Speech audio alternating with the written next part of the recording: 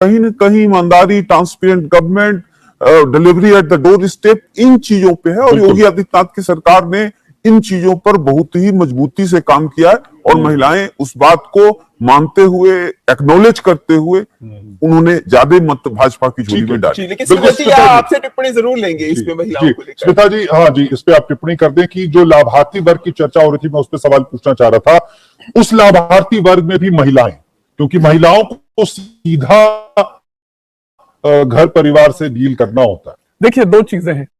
पहला तो यह है कि बीजेपी के कैंपेन में एक बहुत समझदारी की चीज उन्होंने की, और ये सिर्फ कैंपेन पॉइंट नहीं था, ये वास्तव में जमीन पे हुआ है। मैं भी उत्तर प्रदेश की निवासी हूं। मैं ये बता सकती हूं कि लॉ एंड ऑर्डर का जो अंतर था पिछले रेजीम से, वो इतना साफ दिख रहा था कि वो किसी की नजर से वो बच नहीं सकता था। और जब आप अपने जीवन में परिवर्तन देखते हैं तो वो आपके मताधिकार में रिफ्लेक्ट होता है, एक बात।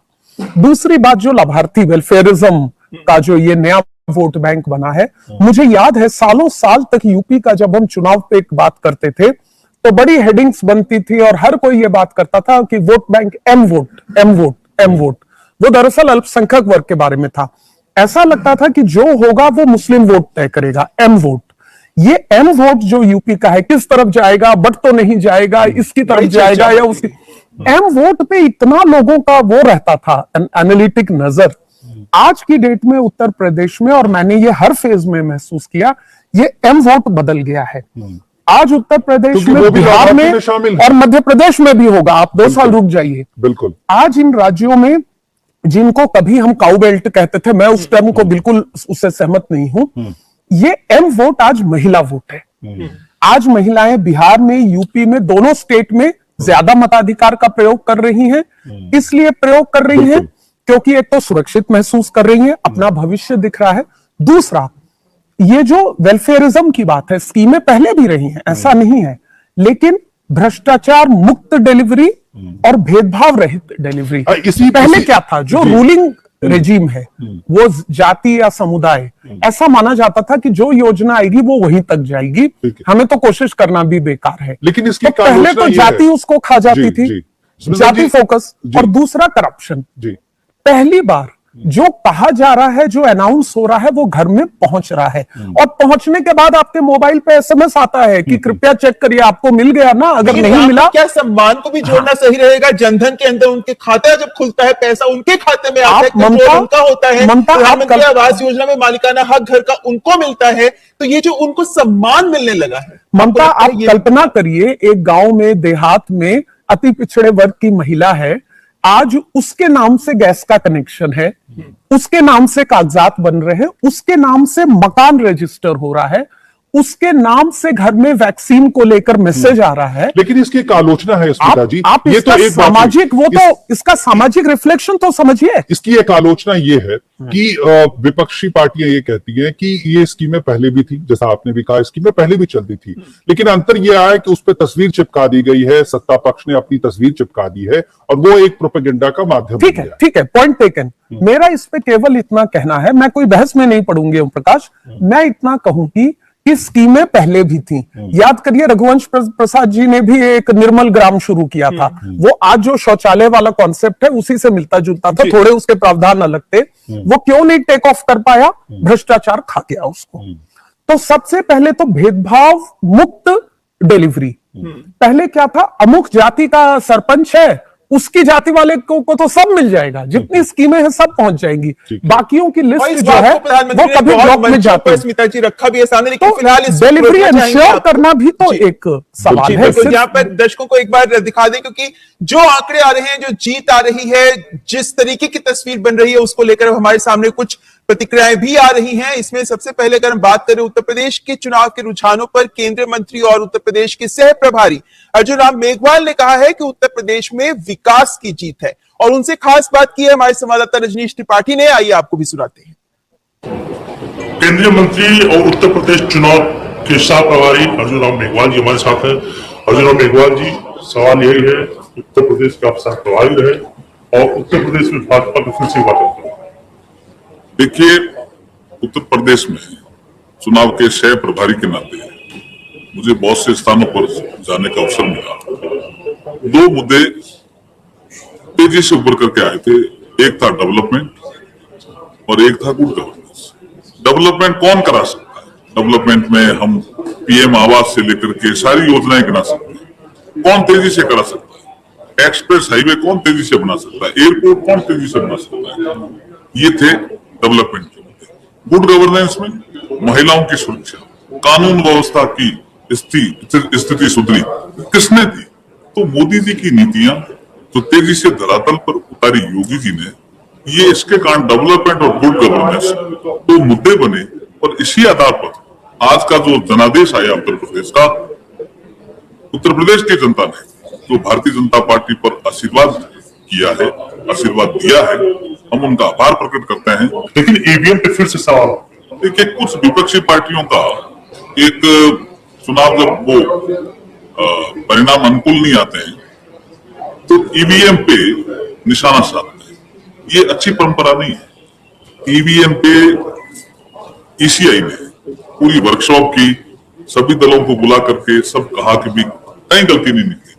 अभी तो 3 दिन से तो अखिलेश जी समाजवादी पार्टी के जो प्रमुख हैं उत्तर प्रदेश में, जो नाटक कर रहे हैं, मशीनें चोरी होगी, ऐसा होता है क्या?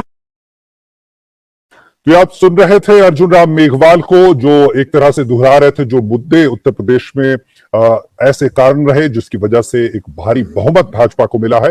वहीं मथुरा से सांसद हेमा मालिनी उत्तर प्रदेश में भाजपा की बढ़त पर क्या कह रही हैं, आइए सुनते हैं। पहले से मालूम था हमारी सरकार बनेगी, तो चुनाव तो होता रहता है, बट हम लोग को पूरा भरोसा इसलिए था कि हमारी सरकार ने, योगी जी की सरकार, हमारे प्रधानमंत्री पूरे 7.5 साल में अभी इतना बदलाव लेकर आए हैं। तो ये सब बहुत सारी जनता जानते हैं, देश की जनता जानती है कि हमारे उत्तर प्रदेश में योगी सरकार और केंद्र में मोदी जी का रहना इतना जरूरी है। इसके लिए सब जो भी हमारे विधायक हैं यहाँ पूरे उत्तर प्रदेश में, वो पूरा योगी जी को ध्यान में रखते हुए, मोदी जी को ध्यान में रखते हुए वोट दिया है और भरोसा है उनको। जी, तो ये हमने सुना हेमा मालिनी को। और हमारे संवाददाता शैलेंद्र मिश्र दिल्ली में भाजपा हेडक्वार्टर्स पर खड़े हैं, आइए सीधा उनका रुख करते हैं। तो शैलेंद्र, क्या कुछ कार्यक्रम का पहले तो हमें बताइए, क्या तस्वीर है वहां, क्योंकि हमें दिख रहा है कि देश के अलग अलग हिस्सों से किस तरीके से भाजपा के जो कार्यकर्ता हैं वो पूरे जश्न में डूबे हुए हैं। लेकिन दिल्ली में अगर हम बात करते हैं तो भाजपा के मुख्यालय पे क्या कार्यक्रम भी अभी शाम तक तय किया गया है, क्योंकि जाहिर है कि प्रधानमंत्री को भी सब सुनना चाहेंगे, और क्या किस तरीके से इस जश्न को, इस जीत को आगे सेलिब्रेट कर रही है भाजपा, उसके बारे में बताइए। देखिए, इस वक्त मैं भारतीय जनता पार्टी मुख्यालय के पीछे खड़ा हूं। अब हम देख रहे हैं कि बीजेपी कार्यकर्ताओं का आना यहाँ पर शुरू हो गया है। बड़े बड़े नेता, केंद्रीय मंत्री अब यहाँ पर बीजेपी मुख्यालय पर आ रहे हैं। थोड़ी देर में बीजेपी के राष्ट्रीय अध्यक्ष जेपी नड्डा आएंगे, गृह मंत्री अमित शाह के भी आने की संभावना जताई जा रही है। और भव्य जिस तरह से तैयारी की जा रही है, संभावना इस बात की है कि बीजेपी के सभी बड़े शीर्ष नेता, प्रधानमंत्री नरेंद्र मोदी भी शाम को यहाँ पर आ सकते हैं। और उस स्तर पर हम देख रहे हैं कि तैयारियां की जा रही है। और बीजेपी दरअसल जब पूरी तरह से रिजल्ट एक तरह से कहें कमोबेश आ जाए, तब एक बड़ा सेलिब्रेशन करना चाहती है बीजेपी मुख्यालय पर। चूंकि पंजाब को छोड़कर आप देखें, चारों राज्यों में बीजेपी के उम्मीद के मुताबिक नतीजे आते हुए दिखाई दे रहे हैं। और जिस तरह से उत्तर प्रदेश और उत्तराखंड में बीजेपी की जबरदस्त वापसी होती दिखाई दे रही है, तो निश्चित तौर पर पार्टी प्रफुल्लित है और कार्यकर्ताओं में एक जोश दिखाई देता है। और ऐसे में एक बड़े जश्न की तैयारी भी हो रही है आज शाम यहाँ बीजेपी मुख्यालय पर। बिल्कुल शैलेंद्र, बहुत बहुत धन्यवाद। आपसे लगातार हम संपर्क में रहेंगे। स्मिता जी, एक सवाल मैं जरूर करना चाहूंगा कि शुरू से ही ये तस्वीरें मीडिया में हावी रही कि जिस तरह से अखिलेश यादव की रैलियों में, समाजवादी पार्टी की रैलियों में भारी भीड़ उमड़ी, और एक तरह से एक समय तो ये भी कहा जाने लगा कि कोई लहर है जो समाजवादी के पार्टी के पक्ष में है। लेकिन ये सीट 136 का आंकड़ा है। लोग ये भी कह रहे हैं कि जो पिछला आंकड़ा था उसको एक तरह से 3 गुना अखिलेश ने कर लिया है, लेकिन फिर भी वो काफी पीछे रह गए हैं। क्या कहेंगे आप, क्या ऐसा रहा जो अखिलेश अपने लक्ष्य तक नहीं पहुंच पाए? देखिए, इसको कई लेवल पे समझने की जरूरत है। इसमें सीधे एक वाक्य में कहना कठिन होगा।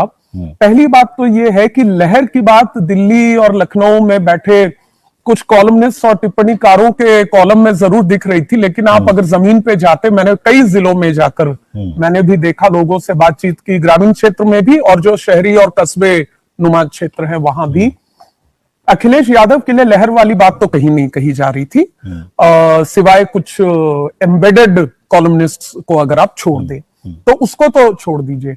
अब रही बात भीड़ की, भीड़ को समझने के भी अलग अलग तरीके हैं। ये ठीक है कि अखिलेश यादव की रैलियों में इस बार जनता का वो जुटाव दिखा था, लेकिन ये भी सच है कि अखिलेश यादव पिछले बार से तो उन्होंने काफी बेहतर किया है। तो जो लोग आए हैं वोट तो पड़े हैं, तो वो भीड़ दिख रही थी, लेकिन अखिलेश यादव की रैलियों में समाज के बहुत सीमित वर्ग की भीड़ दिख रही थी। मतलब समाज का बहुत ही एक सीमित हिस्सा जो है उसके लोगों की संख्या रैली में बहुत ज्यादा थी, लेकिन वो यूपी के पूरे जो पॉपुलेशन है उसके समाज का माइक्रोकॉज्म नहीं था। उसमें यूपी के समाज के सभी तबकों के लोग भीड़ में नहीं दिख रहे थे। तो लेकिन जो गुलदस्ते की बात कही जा रही थी, नहीं, उसी पे बहुत बात हो रही थी कि एक ऐसा गुलदस्ता मैं बनाया ये है कह रही अखिलेश हूं ने। कि अगर गुलदस्ता सपा के ब्रीफिंग को लेने के बजाय और उसी को हूबहू रिप्रोड्यूस करने के बजाय सवाल यह कि वही राजभर, वही प्रकाश राजभर बहुत सीटें दिला देते हैं पूर्वांचल में भाजपा को, लेकिन समाजवादी पार्टी के साथ आते हैं तो उस तरह के प्रभावी नहीं हो पाते। क्योंकि आप तो पार्टी बदल लेते हैं या अलायंस बदल लेते हैं, दोनों बातें।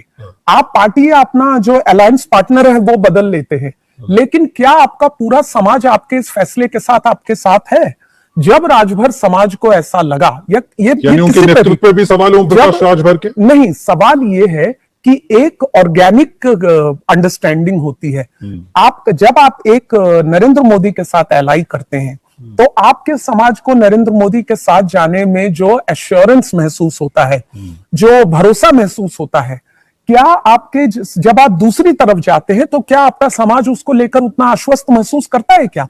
आपने तो अपने फायदे के लिए पला बदल लिया, लेकिन ये बात आपके समाज तक ट्रांसलेट हो रही है। बिल्कुल, इसीलिए मैं मानती हूं कि एक बड़ी पार्टी के नेता को जितना सोच समझकर अपने पॉलिटिकल डिसीजन लेने चाहिए, छोटे दलों के नेताओं को जिनको अलायंस में चलना है उनको ज्यादा समझदारी के साथ फैसला लेकिन यहाँ पर एक सवाल मैं सुधीर जी आपसे भी समझना चाहूंगी, क्योंकि जब हम बात करते हैं विपक्ष की तो ठीक है, समाजवादी पार्टी इस वक्त 137 सीटों पर आगे चल रही है, लेकिन तस्वीर का एक और रुख भी है। समाजवादी पार्टी सत्ता में नहीं आई, ये एक बात और है, लेकिन एक मजबूत विपक्ष तो उत्तर प्रदेश में नजर आ ही रहा है ना, इन आंकड़ों की अगर हम बात करते हैं तो।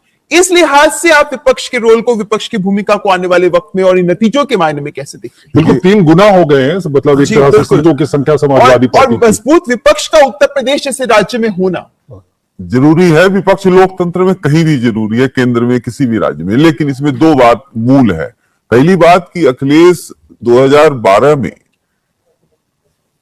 आशातीत सफलता से ज्यादा सफलता पाके 220 प्लस पाके सरकार बना पाए, इसका सबसे बड़ा कारण था कि जो बीच वाला वोटर है, जो किसी भी पार्टी का नहीं है, वो अंतिम चरण में बहुत निर्णय अपने हिसाब से करता है। वो निर्णय उनके पक्ष में गया। वो वोटर को, जैसा स्मिता जी ने भी इस बात को रेखांकित किया कि एक सीमित वर्ग में रह गए, उस व्यापक वर्ग को वो नहीं ला पाए अपने पाले में। एक बड़ा सा रेनबो अम्ब्रेला नहीं बन पाया, एक छोटा सा अम्ब्रेला बना।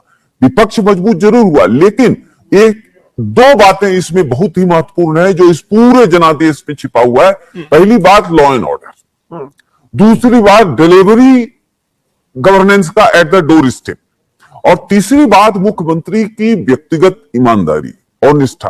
आप पूरे चुनाव प्रचार के दौरान देखें, विपक्ष का कोई भी छोटा बड़ा नेता एक हल्के सेंटेंस का आरोप भी मुख्यमंत्री के खिलाफ नहीं लगा पाए कि मुख्यमंत्री किसी भी तरह से भ्रष्ट है।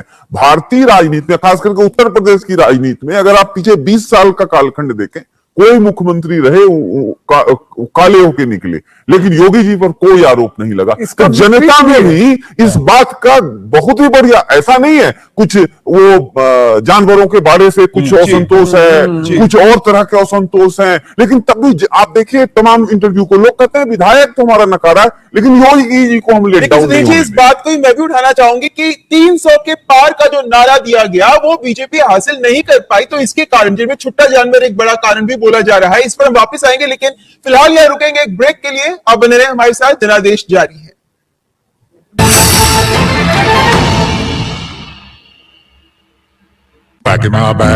दुनिया देखेगी इसे एक नई नजर से। नया ओरिएंट एरोस्लिम सच में अलग।